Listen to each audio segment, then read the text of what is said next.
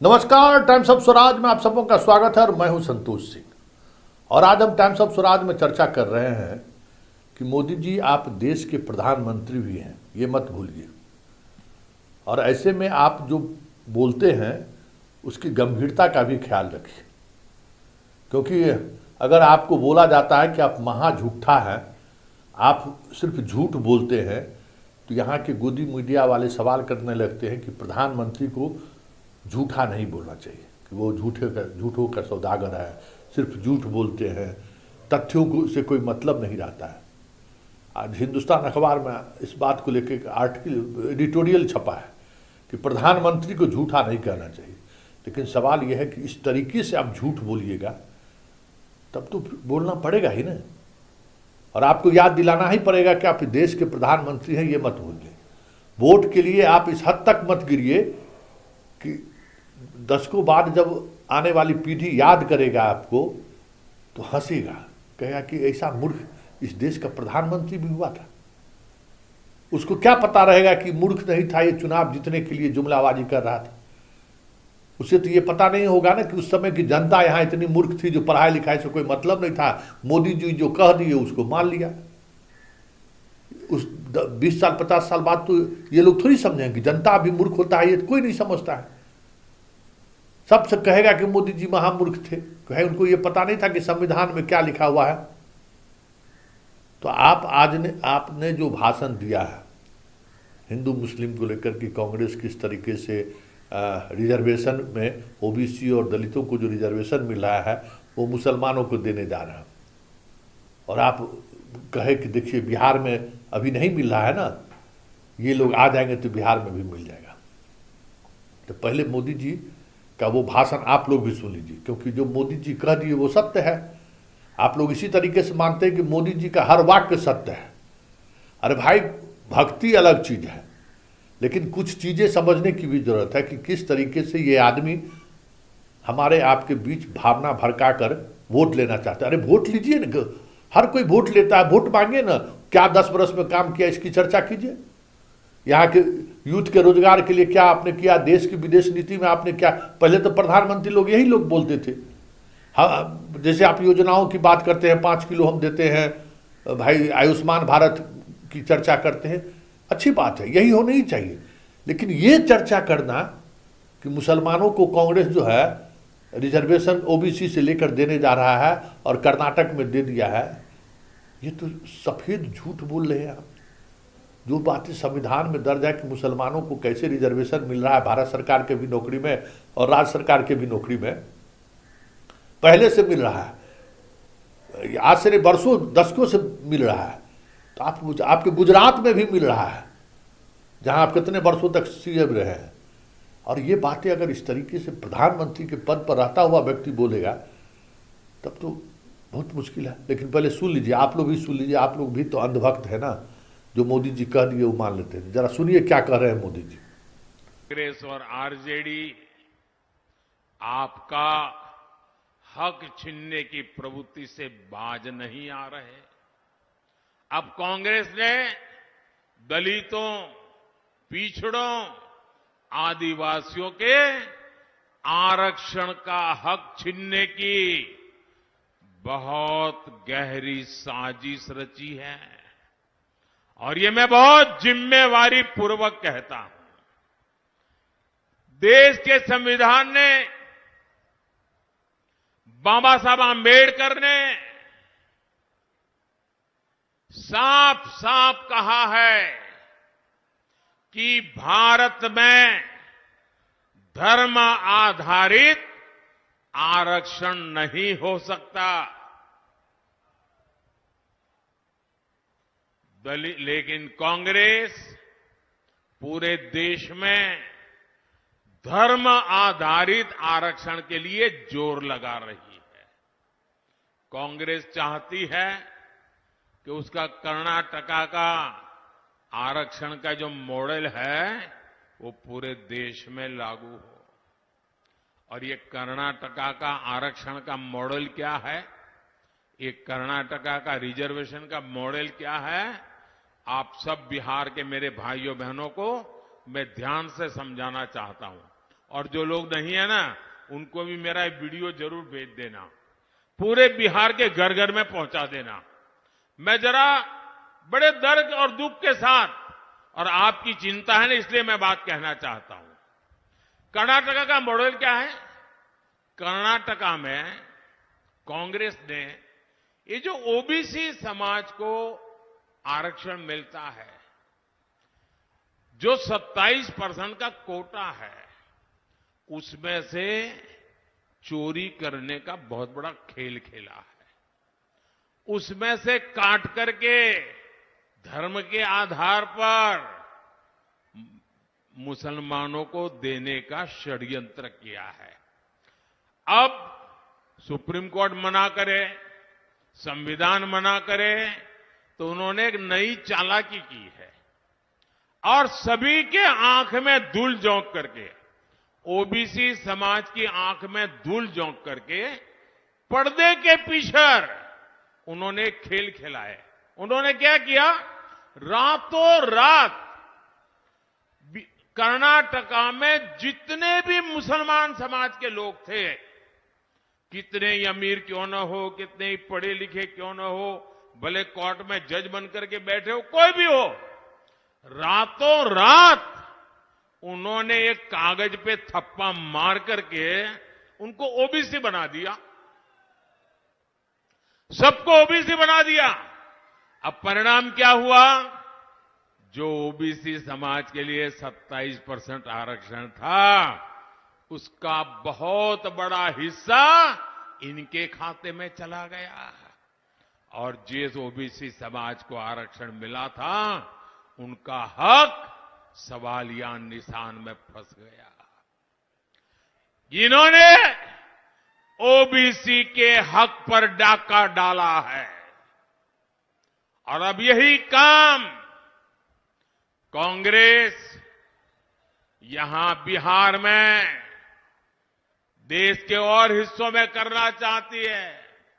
और यहां तो आरजेडी पूरी तरह उनका समर्थन कर रही है। आप मुझे बताइए, आरजेडी ने कांग्रेस के इस पाप के विरुद्ध में एक शब्द भी बोला है क्या? एक शब्द भी बोला है क्या? यानी यहां बिहार के हमारे जो कुर्मी भाई बहन हैं, कुशवाहा भाई बहन है, मंडल है, यादव है, निषाद है, कई सारी हमारी जातियां ओबीसी समाज में आती है, और मैं खुद उसमें से आता हूं, इसलिए मुझे पता है कि हम लोगों की जिंदगी क्या है। ओबीसी जातियों का आरक्षण छीनकर कांग्रेस अपने चहेते वोट बैंक को देना चाहता है। मैं जरा मेरे बिहार के जागरूक नागरिकों से पूछना चाहता हूं, आप मुझे पूरी ताकत से जवाब देंगे? आप सब मुझे जवाब देंगे? जो पीछे खड़े हैं वो भी जवाब देंगे, जो इधर बैठे हैं वो भी जवाब देंगे, जो इतने दूर से मुझे देख नहीं पा रहे वो भी जवाब देंगे। क्या आप ओबीसी के आरक्षण को लूटने देंगे? क्या आप ओबीसी के आरक्षण पर डाका डालने देंगे? क्या आप अपना हक जाने देंगे? आज इनकी नजर ओबीसी के हक पर है, कल कांग्रेस आरजेडी इसी तरीके से एसटी एससी का हक भी छीनने का पाप करेगी। ये मैं आपको चेताना चाहता हूं। साथियों, सुन लिए 5-6 मिनट का इनका भाषण है, जो पूरी तौर पर किस तरीके से उन्होंने कहा है। और आप चले जाइए विकिपीडिया पर, या चले जाइए कि मुसलमानों में जो ओबीसी है उसको किस आधार पर वर्गीकृत किया गया है संविधान में, क्या उनको रिजर्वेशन का लाभ मिलता है क्या? चले जाइए, जो मोदी जी बोलते सीधे सीधे विश्वास मत कीजिए। बिहार के हैं तो आप जरा आसपास में पता करिए कि मुसलमान जो दुनिया है उसको रिजर्वेशन का लाभ मिल रहा है कि नहीं, वो पिछड़ा का उसको मिल रहा है कि नहीं, जो भी मुसलमानों में जो गरीब है उसको आरक्षण का लाभ मिल रहा है कि नहीं। वो आज से नहीं 10 को दशक से मिल रहा है, कोई आज से नहीं मिल रहा है जो कांग्रेस आएगा और आरजेडी आ जाएगा तो उसको दे देगा, मिल रहा है। तो जरा देखिए कि कहाँ कहाँ मिल रहा है और किस तरीके से मोदी के गुजरात में मिला है। पूरा विकिपीडिया पढ़ के आपको हम दिखाते हैं, आप देखिए जरा इस वीडियो को गौर से देखिए। ये सूची है भारत में मुस्लिम अन्य पिछड़े वर्ग समुदायों की सूची। इसमें क्या लिखा हुआ है जरा सुनिए, पढ़िए। यह भारत में मुस्लिम समुदाय ओबीसी की पूरी सूची है जिन्हें भारत के संविधान में अन्य पिछड़े वर्ग के रूप में मान्यता दी गई है। यह शब्द सामाजिक और शैक्षणिक रूप से वंचित वर्गों को वर्गीकृत करने के लिए इस्तेमाल किया जाता है। ये देख लीजिए, ये आप देख लीजिए कि कहाँ कहाँ मुसलमान, कौन कौन सा मुसलमान जाति जो है किस किस प्रदेश में कहाँ कहाँ ये जो है सो रिजर्वेशन का लाभ ले रहा है। ये पूरी सूची है और ये हमारे संविधान में दर्ज है। कसाई जैसे यहाँ देख लीजिए। और इतना ही नहीं, इनका जो मोदी जी जो कह रहे हैं, इनके गुजरात में देखिए, गुजरात है ना, देख लीजिए गुजरात केंद्रीय सूची, इसमें कौन कौन मुसलमान है। बाफन, चुनरा, दफर, मघाई मुसलमान, गलियारी मुसलमान, घाची मुसलमान, सिंगोड़ा मुसलमान, अंसारी मुसलमान, इन सब लोगों को रिजर्वेशन का लाभ मिलता है। देख लीजिए इनके सामने में है, ये सारी सूची जो है इनके सामने में है। जो मोदी जी आज कह रहे थे उसकी सच्चाई देखिए। हर राज्य में देखिए, यहाँ पूरी सूची दी हुई है संविधान में कि मुसलमानों को कहाँ कहाँ किन किन राज्यों में रिजर्वेशन मिलता है। अपना बिहार में देख लीजिए, आज कह रहे थे कि भाई बिहार में जो है सो रिजर्वेशन का लाभ नहीं मिलना। देखिए बिहार की सूची देखिए कि बिहार में कौन कौन मुसलमान, रंगहार मुस्लिम, राजपूत, सभ्य कुर्द, अब्दाल, दफाली, शेख हाशमी, कसाब, कसाई मुस्लिम, कलंदर, उमार, गद्दी, चीख और चुड़ियार मुस्लिम, इस सब लोगों को जो है रिजर्वेशन का लाभ मिल रहा है। देख लीजिए ये हमारे संविधान में वर्णित है, जिसके बारे में आज मोदी जी कह रहे थे। देखिए संविधान में दफाली, तेली, धोबी मुस्लिम, मंसूरी, शेख, नंट, नालबंद मुस्लिम, परमसिया शेख, देखिए अलवी, शाह, फकीर, दीवान मुस्लिम, ये सब, इन सब लोगों को, मकड़ी, मुकेरी मुस्लिम, मीर का, ये जितने लोग हैं इनको सबसे पहले से रिजर्वेशन मिल रहा है।